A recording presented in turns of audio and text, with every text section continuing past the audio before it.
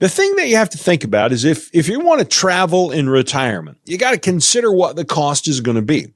And most people haven't really thought about that, and they haven't allocated enough money to vacations, in my experience. If you ask them, well, how much will you spend on vacations a year?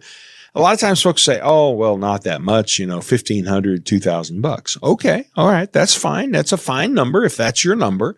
But where are you going to go for $1,500, $2,000? I'm thinking that's a couple of trips a year to Branson, and you've got that knocked out. So if you're going to travel internationally or even travel across the U.S. in any broad and extensive way, it's going to cost you more money than that. Now, we do have some clients, shout out to Steve and Annette out there.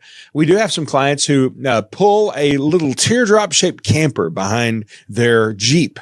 And so it doesn't cost them very much because they do their own cooking. They've got their own sleeping. They just have to buy enough gas for their Jeep. And then they go to Colorado and they camp out in the national forest. So that's a pretty inexpensive way.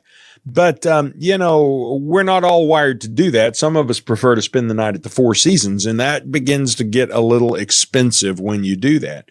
So I would just encourage you to think about how much money you're going to need per year to spend on vacations. And maybe if you're going to be modest in that, and it's only going to be $1,500, $2,000 a year, the question becomes, well, are there any big bucket list trips that are going to cost you more? For example, have you ever wanted to go to Australia and you're going to do it as soon as you retire? Or maybe a Rhine River cruise like the one I just got off of.